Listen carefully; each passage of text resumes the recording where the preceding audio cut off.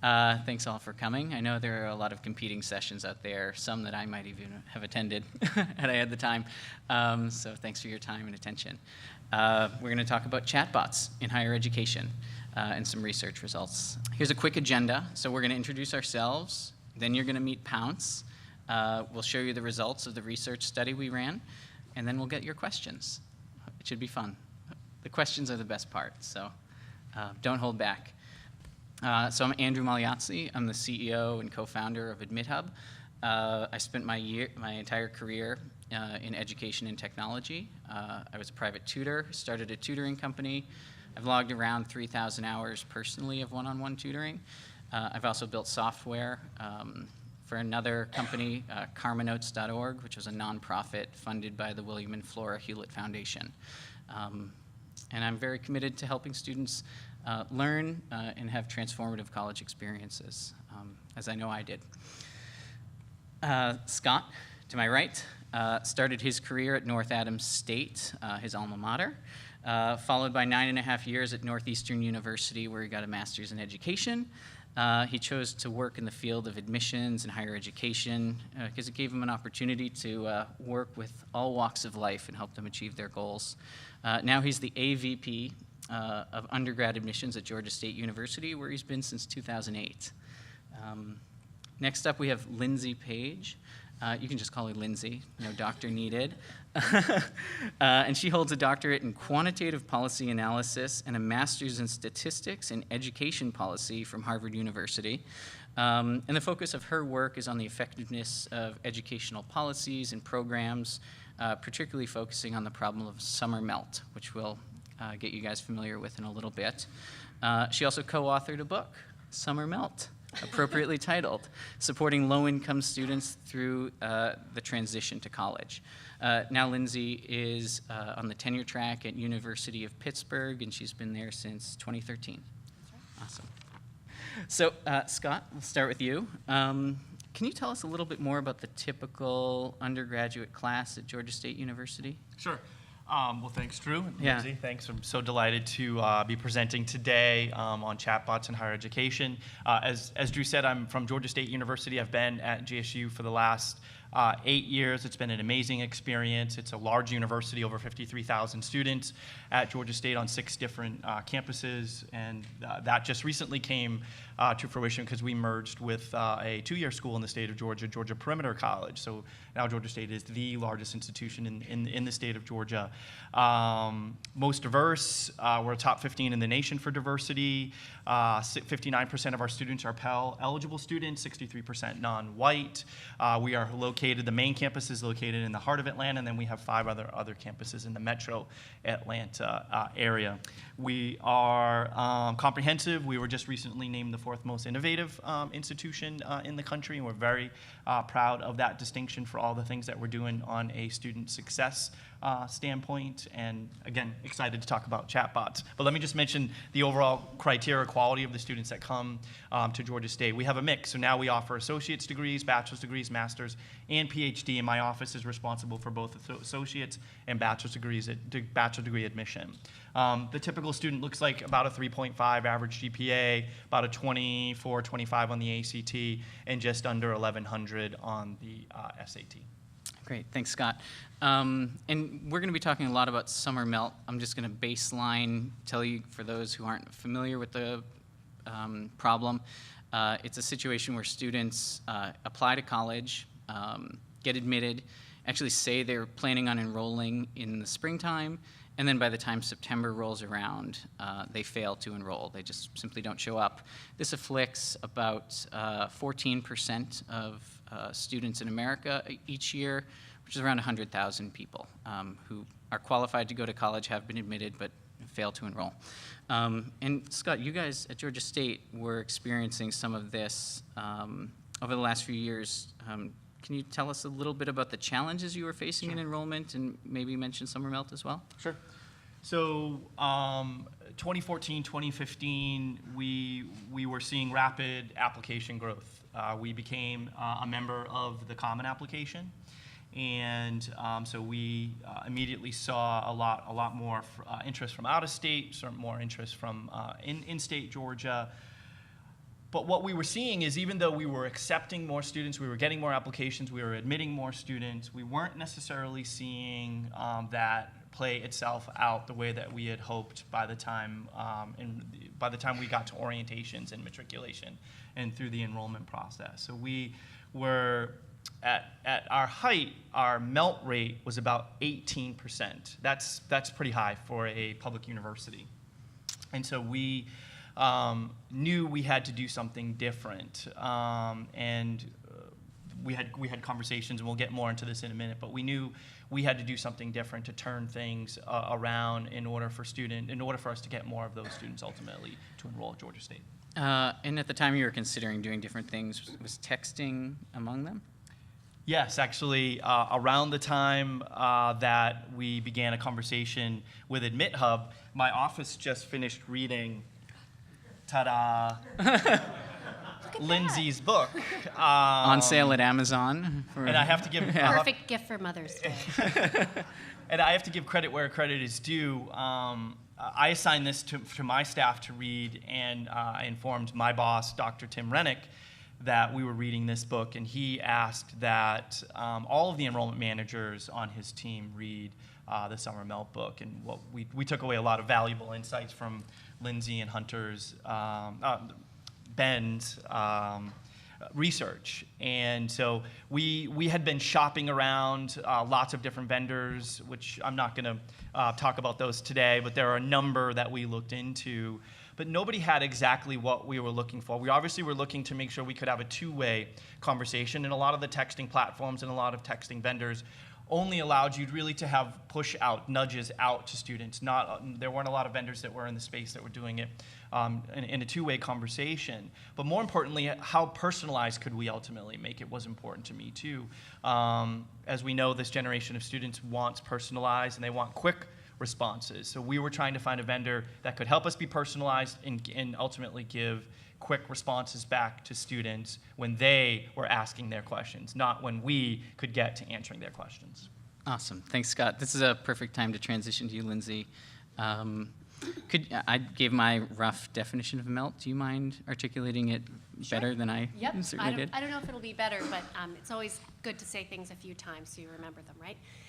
So when we talk about summer melt, we're thinking about students, as Drew really said, who have up through the end of high school done everything that we expect them to do and that high schools would call them a success. They've applied to college, they've gotten accepted to college, they've at least begun the process of applying for financial aid, and when they walk across the stage at graduation, we think that they're going to be all set to continue on to their post-secondary institution.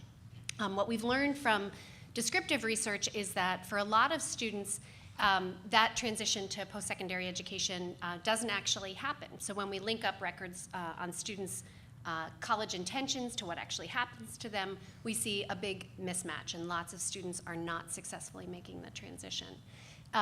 One sort of anecdote that most of the work that I've done on Summer Melt has been very quantitative, but in the process of writing this book, we actually went out into the world and talked to people. Oh, wow. And I know it's a little scary. One conversation that I had that really stuck with me was with a school counselor who said, you know, Lindsay, you're calling this Summer Melt, and that's cute and nice for you because everybody's going to remember that. It's catchy. But really, it's a misnomer that this idea of summer melt really begins in the winter when students and their families should be beginning the process of or navigating the process of applying, in particular for financial aid. That the process of completing the FAFSA, sometimes navigating additional follow-up processes like income verification, really drag on into the summer. And so navigating the whole process of financial aid in particular can really stand in the way of students being able to realize their post-secondary plans. Wonderful. And can you tell us some more of the causes of MELT? Yeah, so I think that, you know, broadly speaking, if you think about this summer of transition, it's a period of time where students and families really need to get a lot done. particularly in the space of financial aid. They're making very big financial decisions for themselves and for their families. And it's a period of time where typically students and families don't have ready or obvious access to an organization that's going to be supporting them. The student is no longer part of their high school community. They have yet to join their post-secondary community. And so it's not obvious to them if they have some, well, we're talking about 18-year-olds, so sometimes it's not obvious to them that they have a question. And even if they could articulate their question, they're not necessarily sure where they should go with that question. And so students can sort of linger and not necessarily get the help or reminders or nudge, literally, that they need to keep them moving along in this transition process. And so we can think about that need for nudges in the space of financial aid in particular, which is quite confusing, or just filing housing paperwork or showing up for orientation, or literally, particularly for students from low-income families, students who might be the first in their family to go to college, figuring out how they're going to get to campus in the fall can, in and of itself, create a large barrier. And we've touched on it a little bit, that texting was part of the solution. Can you tell us a little bit about the solution you designed for your initial work and research for this summer melt intervention? Absolutely. So in doing that, I want to gratefully acknowledge both my co-author, Ben Castleman, who's at the University of Virginia, and Bob from U Aspire, who has really been an early partner of ours in all of this summer melt work. Amazing organization if you don't know them already. So we had begun several years ago to do summer outreach interventions where we started very low tech. We gave counselors or advisors caseloads of students and said to the counselors and advisors, it's your responsibility to reach out to students over the summer, to check in with them about their plans, and to provide them help and support to remind them of where they need to be and what they need to be doing. And in fact, when we began this work, now in the summer of 2011, I think, oh my God, my hair's gray. At first, we talked about things like using Facebook, using text messaging to conduct outreach, and there was some hesitation in using those newer technologies to communicate with students. And what we found several weeks into the summer was that we, or really the advisors, were not having that much success in reaching students. And if you have an 18-year-old or so in your life, you know that if you try to call them or, God forbid, email them, they'll never get back to you. And maybe you do this too. You send them a text message, and lo and behold, they get right back to you. And so partway through the summer, really because we felt like we were not doing a very good job in connecting with students, we opened the floodgates and said, okay, let's try text messaging.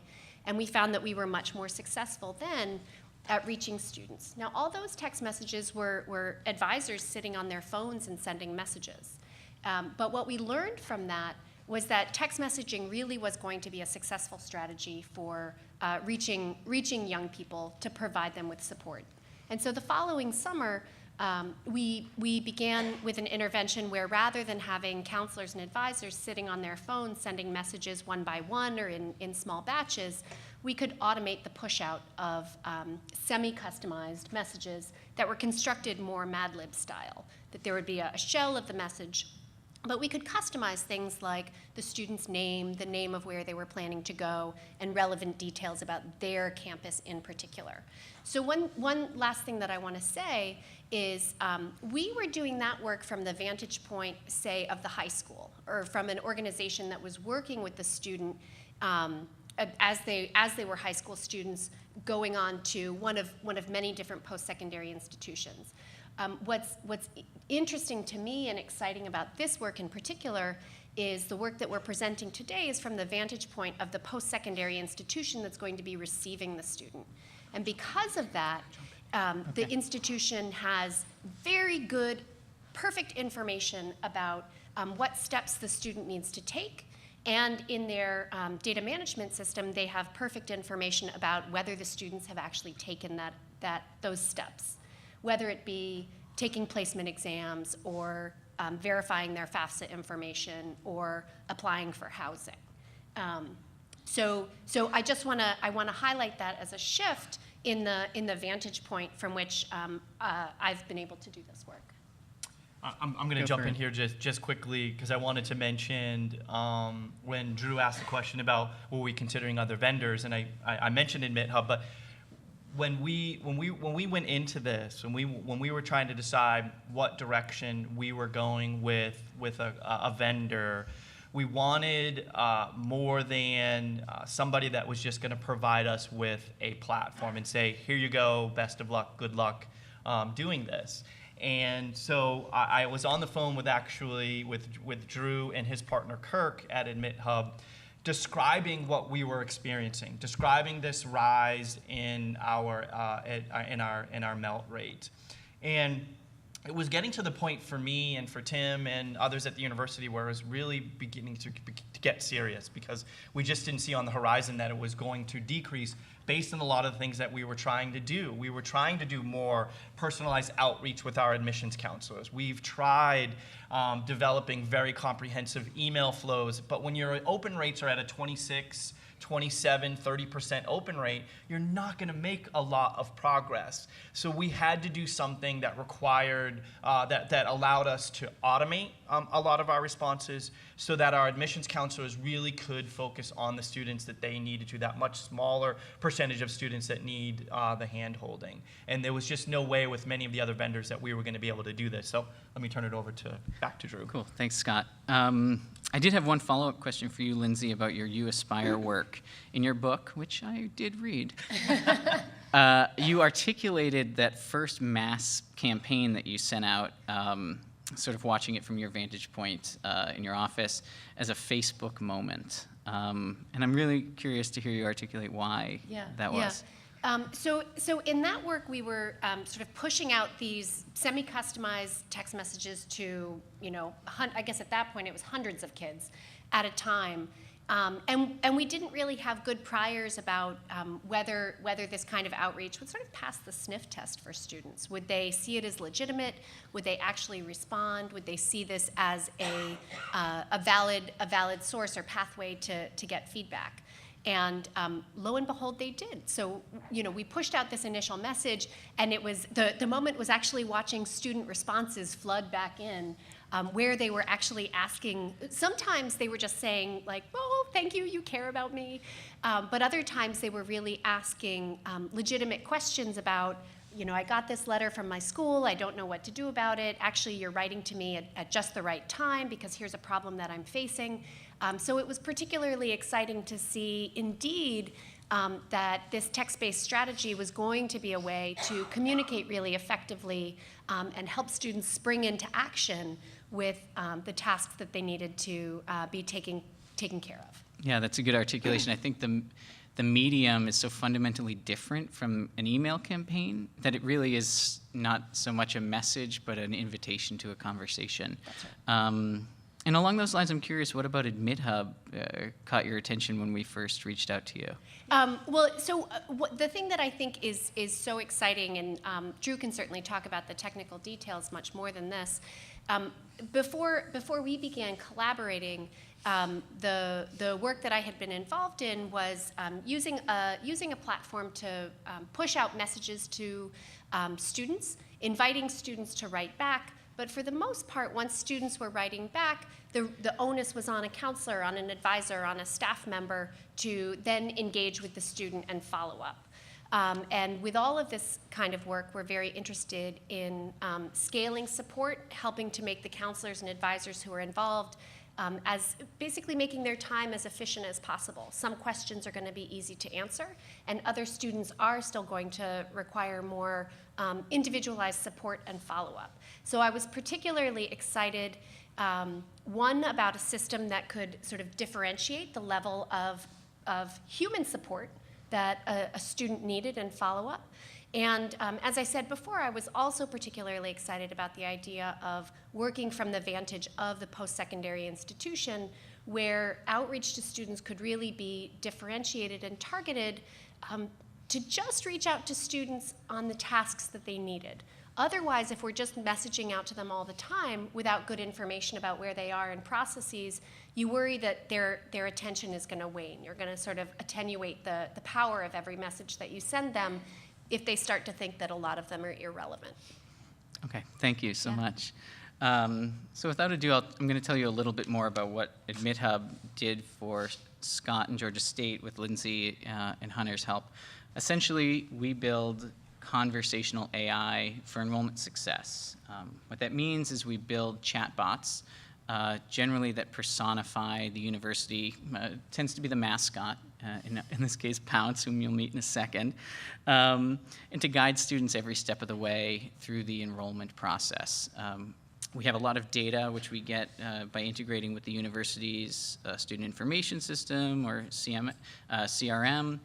And we also have a great amount of sort of FAQ data that we've gathered sort of qualitatively from your staff. I think we started with around 250 questions and answers, so you can basically have a text message conversation with a student in real time, 24/7.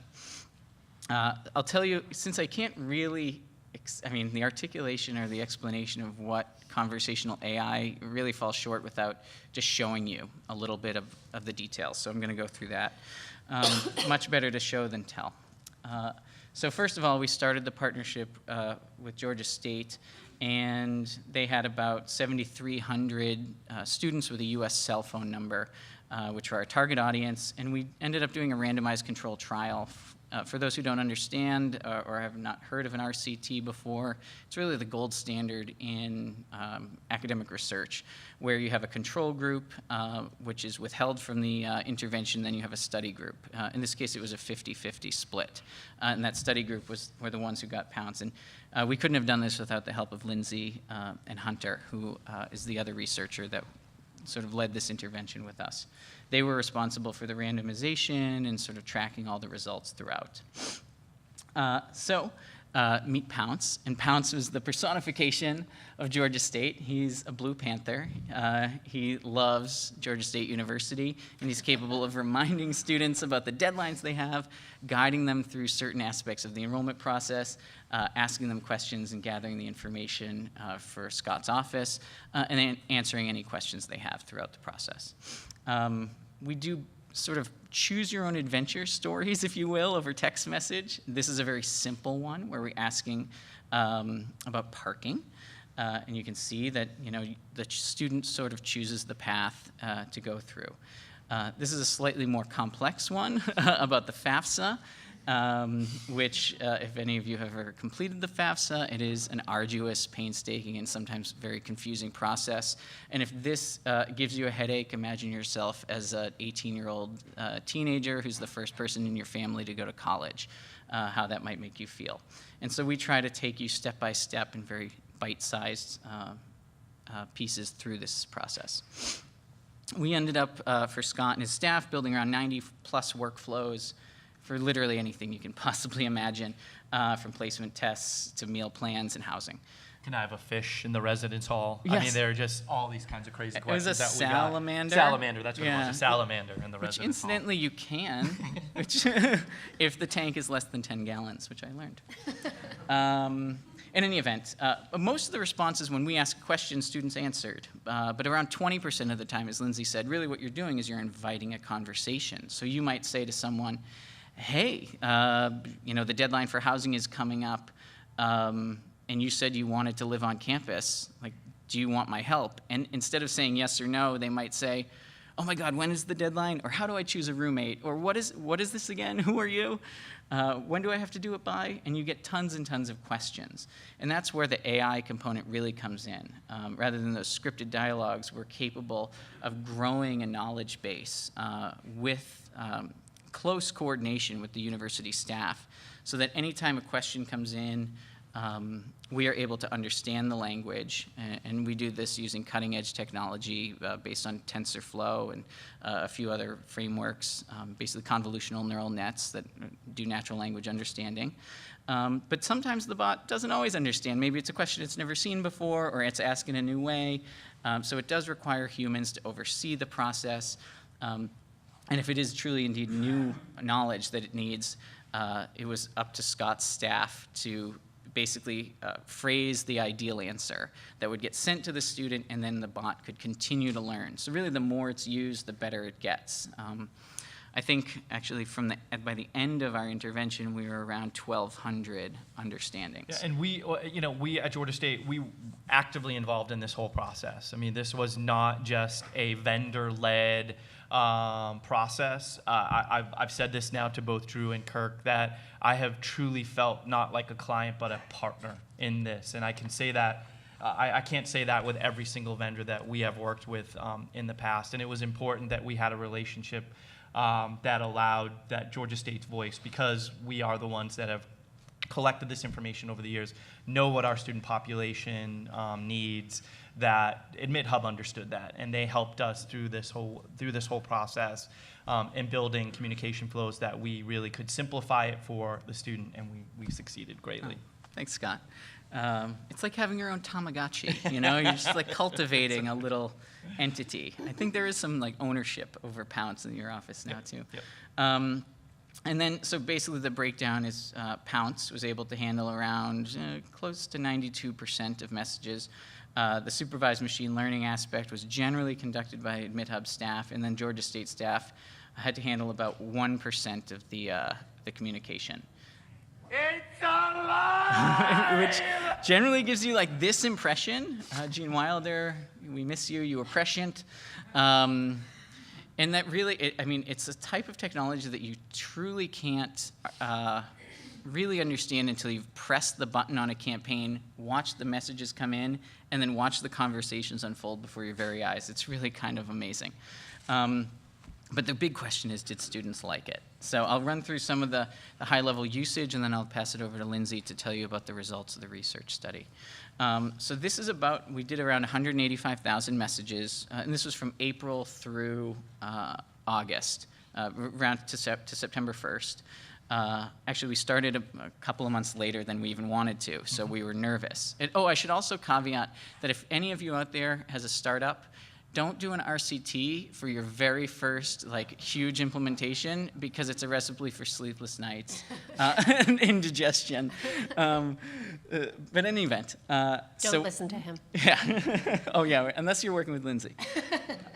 And so we had a fantastic engagement, about 90% opt-in, 63% we defined as highly active users, which means they participated in a conversation on more than 3 separate occasions. And we captured that opt-in at the time of the admissions application, so we were not doing a separate call to students saying, hey, can opt into this texting. We already had that from the student based on questions that we have on our admissions application. Oh yes, and this is the additional, they had a chance, the first message that went out to opt out, and they chose, of the ones you handed us, 10% did choose not to proceed. But in any event, in around 500 or so, 472 to be precise, messages were sent to the GSU staff for further clarification, or to deeply engage with a student, perhaps who has a problem that is not solvable with a single text message response. Really surfacing those diamonds in the rough. We also had awesome engagement from a couple different subgroups, first-generation students and Pell recipients, and these are based on average engagement from a user. So first-gen students sent around 10% more messages to Pounce, and Pell recipients sent close to 32% more messages to Pounce. So it seems they were the most actively engaged audiences. 80% gave it a 4 out of 5 stars, and 94% said we should use it again, which is good when you're a SaaS business. But in any event, that's just that. What are the results? This is why you all came here. Lindsay? Yep. Drum roll, please. Brrr. So as I said before, and I just want to reiterate this one more time, up until this point, the summer melt work that we had done allowed us to see students' intentions at the beginning of the summer, and then the data that we could get access to allowed us to see whether students actually enrolled in college. And we had a theory that what the outreach was doing was helping students to navigate all of the tasks and steps that they needed to take care of in that summer of transition. And from a wonky, nerdy research perspective, the thing that was so exciting to me is that we had the opportunity in working together with GSU to really test that hypothesis.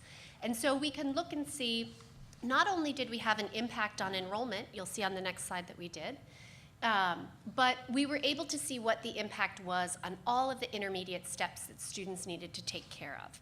And in this slide, we're showing just some of the outcomes on those intermediate steps. All of these effects are statistically significant, but we didn't want to bother with the stars and so forth, but they're meaningful effects, they're statistically significant effects. So what do we see? There was a 3.3% increase in students attending their orientation. Some of the largest effects that we see relate to the financial aid process in particular.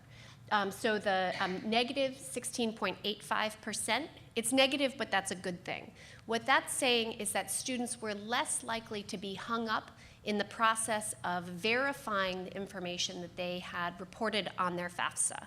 So this is a process that some students are asked to take even after completing their FAFSA to submit paperwork to verify everything that they reported in the forms. And this can be this can hang up a lot of students. So here we see that students in our treatment group were dramatically less likely to be hung up in the FAFSA verification kind of liminal state of, it's like a purgatory almost.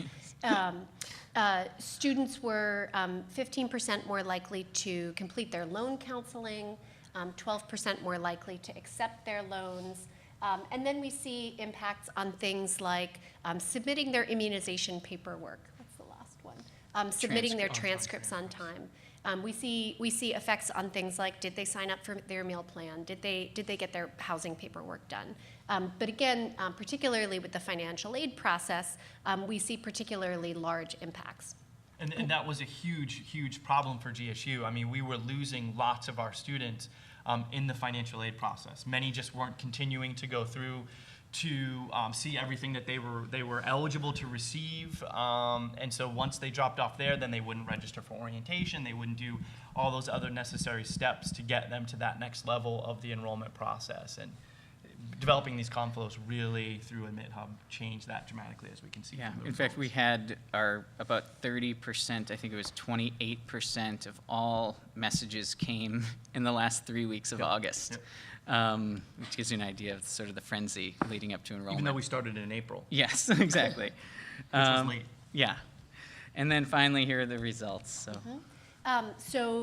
What we saw was about a 4% increase in timely enrollment. So these are percent effects, but just to put this in perspective, in the control group, we saw that, if I have the numbers off the top of my head, something like 84.6% of control group students enrolled on time, for about a 15% of intended students were melting. And that melt rate declined by about 21%. So enrollment increased by 3.3 percentage points.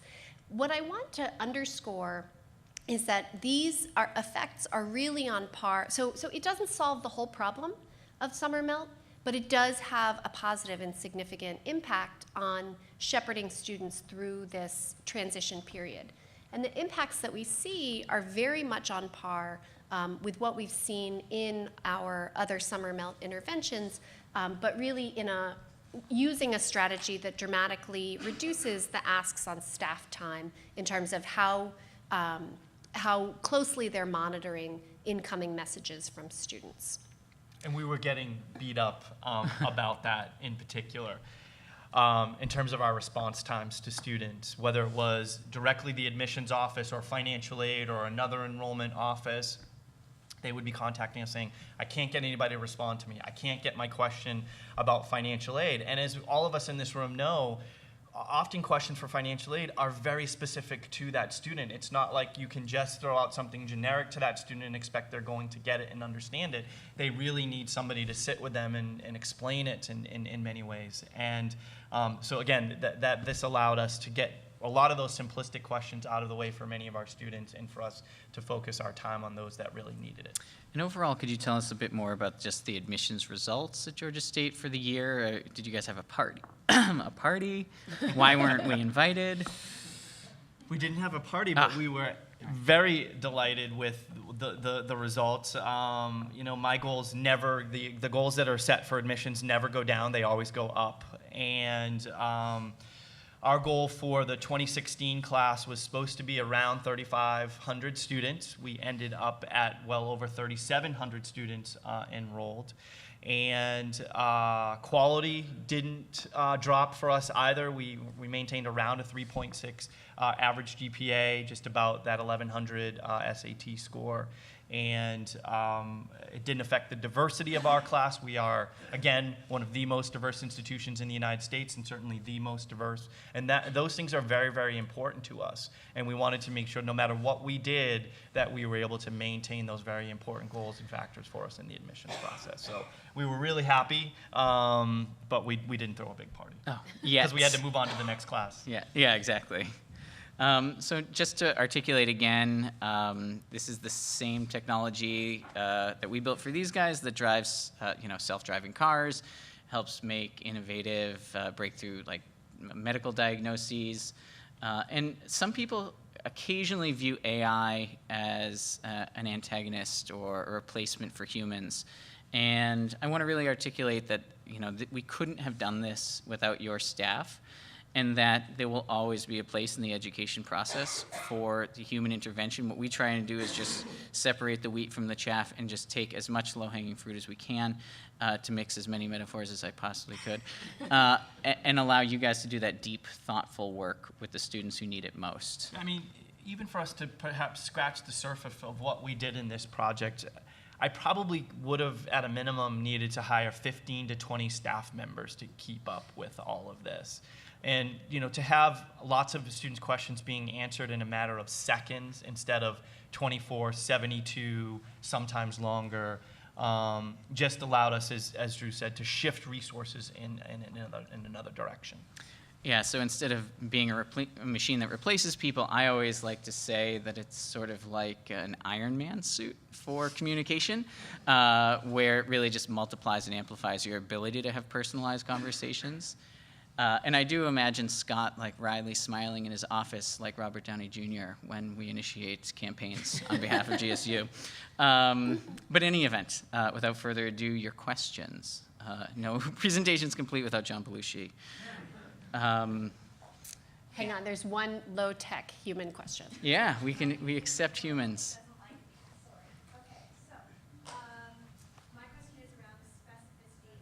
Melissa from Canada asked, thank you, Melissa.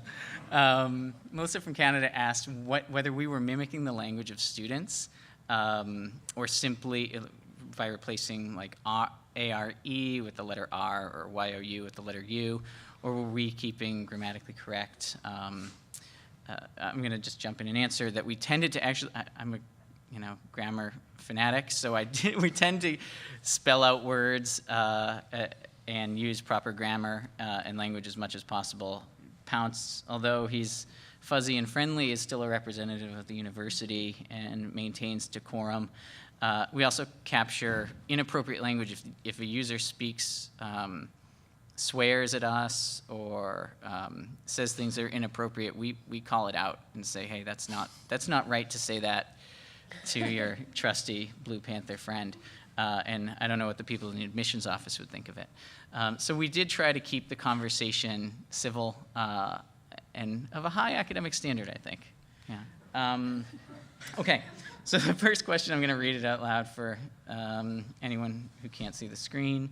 Was it clear to students that Pounce was a bot? Do you have a point of view on whether or not obscuring its botness would have a positive or negative impact on engagement? Do you guys want me to take that one? Okay. Yeah, no, I can jump in. Yeah, I'll start. Yeah. Yes, we are extremely specific about our botness. In fact, the very first question introduced Pounce as trusty robot assistant, here to help you. And actually, in focus groups, we too talk to people from time to time. In focus groups, we were surprised to hear from students that in many cases they actually preferred it being that they were talking to a bot because they were less nervous or anxious about being judged for asking what might be deemed as a stupid question. Mm-hmm. I think that was startling for me.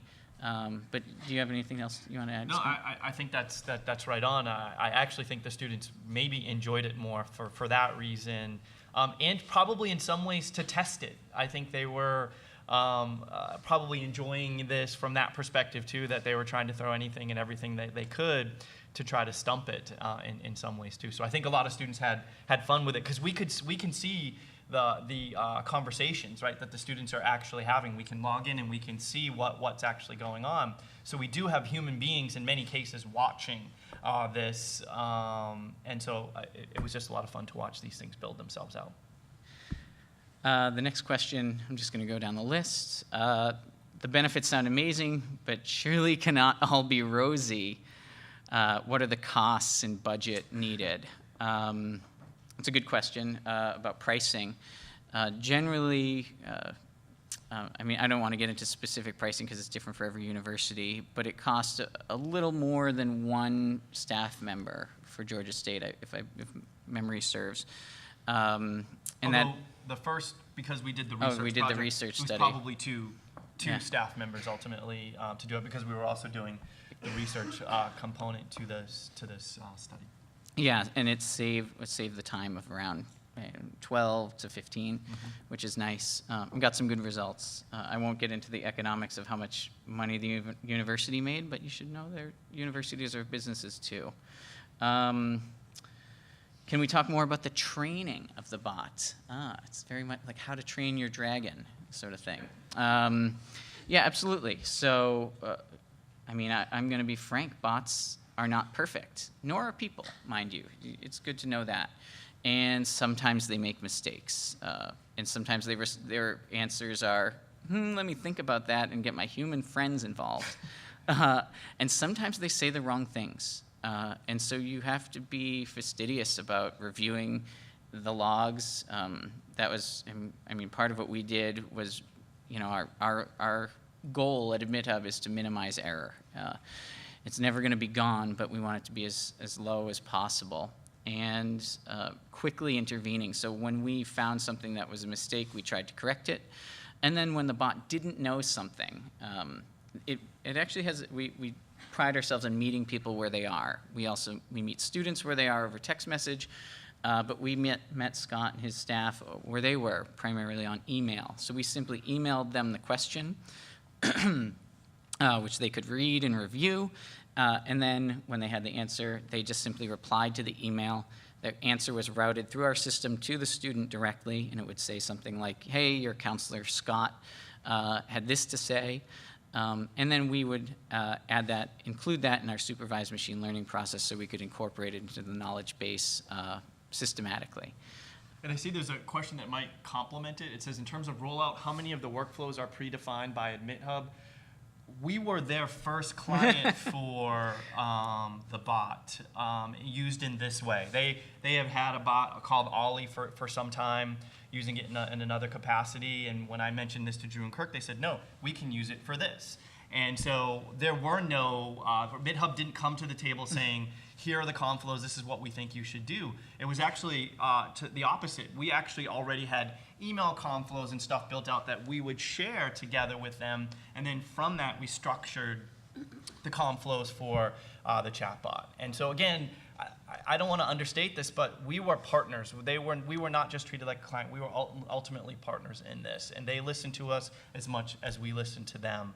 And again, go ahead, man. Great. I mean, quite honestly, we needed you. Yep.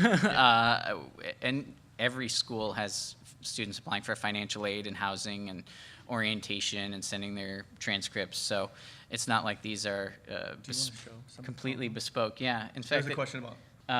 So yeah, here's a few sort of sample conversations, if you're curious to see them.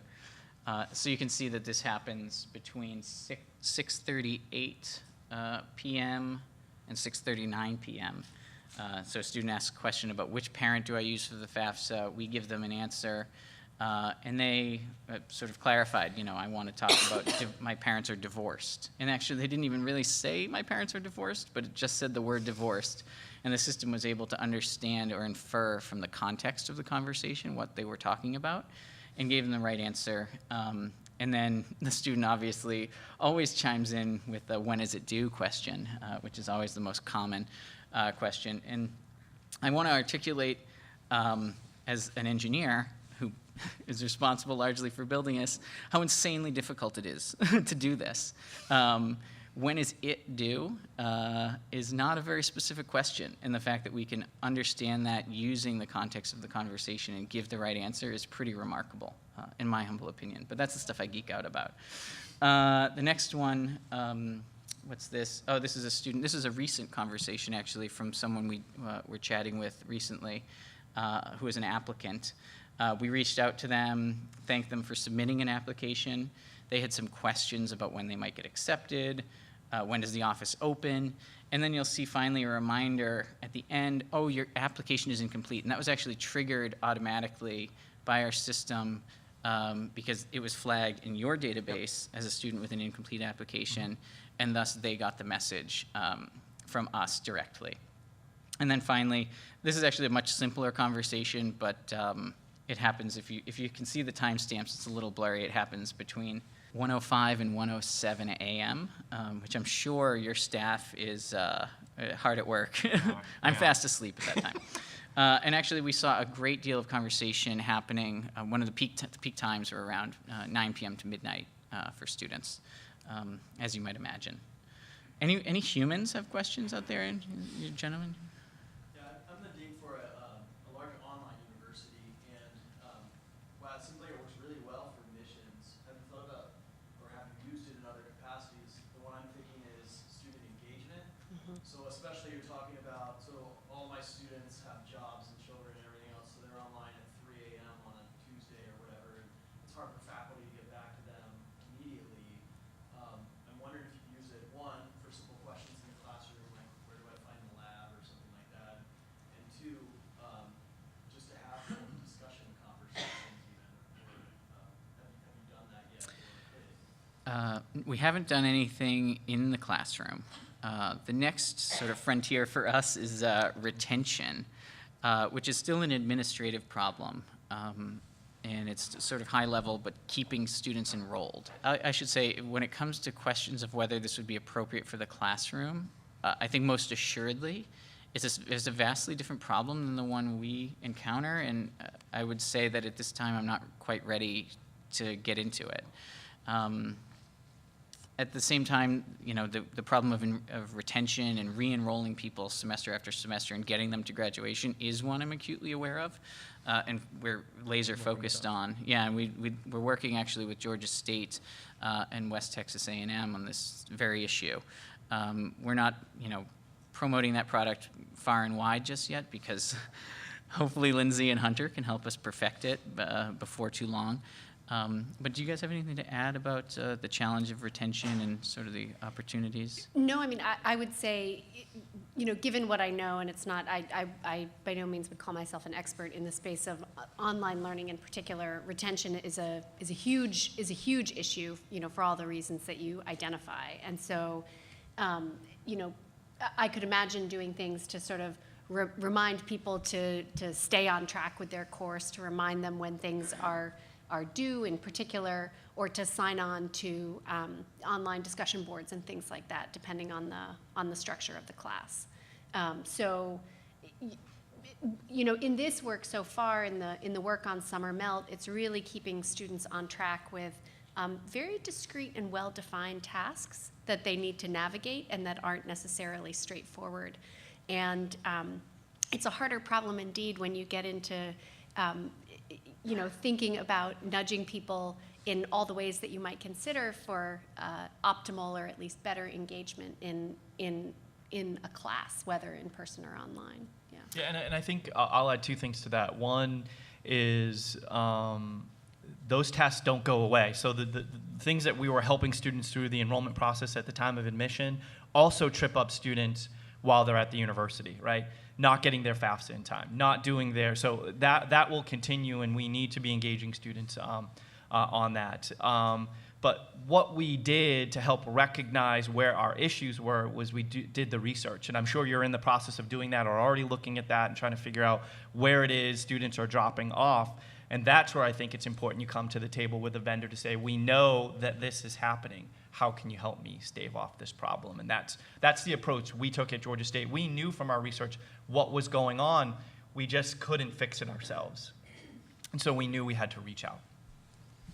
Yeah, if you are looking for in-classroom stuff, there are other chatbot companies, one even at this conference, who can help you. But I will say that about bots in general, it's good to keep in mind that in like the era of this technology, we are in the fart app stage.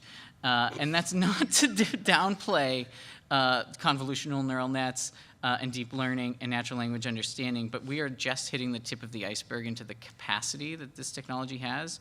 And it really ought to be able to do literally anything a human can do if you are talking to them. And now, is that going to happen immediately? No. But 5-10 years from now, these agents are going to be much smarter. And I'm excited to see where we can go and where other companies can take that technology. Can I add one more thing? There was a question up there, and I'm wondering if this is a good one for Lindsay and I. It was a question about whether or not it's good that students recognize that they're maybe not ready for higher education or not ready for college. And I don't think there's any question that if a student recognizes on their own that they're not ready and they need a year off, but what we were finding in our research and in our information wasn't that they didn't want to go to college. I mean, these were some of our best academically qualified students that were not making it all the way through the process. So yes, I think if a student on their own or with their parents or whatever framework they've made that decision, or that's fine. But what we were finding is students were dropping off for all of the wrong reasons, and we wanted to help them get through that process because it's not an easy process to navigate. I think I would just add to that. You know, from all of this work, from my own experience I spent a lot of years living with college freshmen and being their sort of first line of support. And students who are equally well qualified academically, I mean, maybe this is a simple statement, but students who are equally well qualified academically come from very different backgrounds in terms of the support resources that their families can give them. Some students, you know, have their moms and dads to take care of all of this paperwork or stay on top of them to get it done, and other students just have very different circumstances.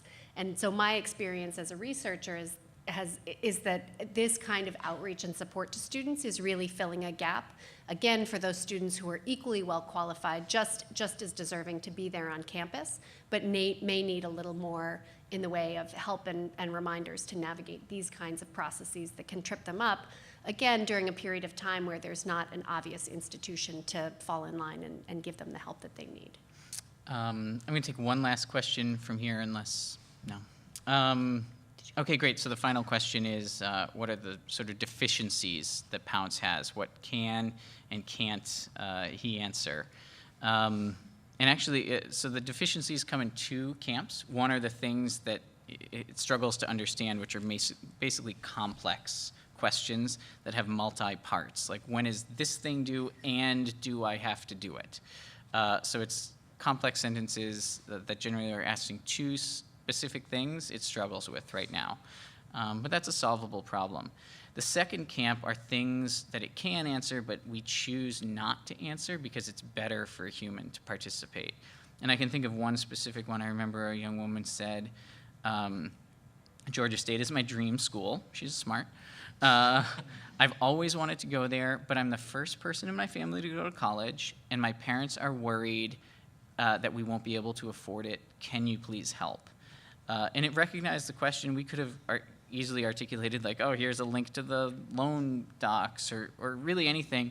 But what we did with those we really felt were the diamonds in the rough that we passed on to your staff, so that, you know, that's the type of thing you pick up the phone and you talk to that young woman. And the fact is, we wanted you to spend an hour with her if you could, much more than one text. And the other group that this allowed us to spend a little more time with are the students who ultimately told us they weren't coming. And we would collect a reason as to why they're not coming. And we wanted to make sure that, especially for financial reasons, we would often reach back out to that student and say, what's going on? Have you done everything that you need to do from a financial aid perspective? Have you accepted this and that?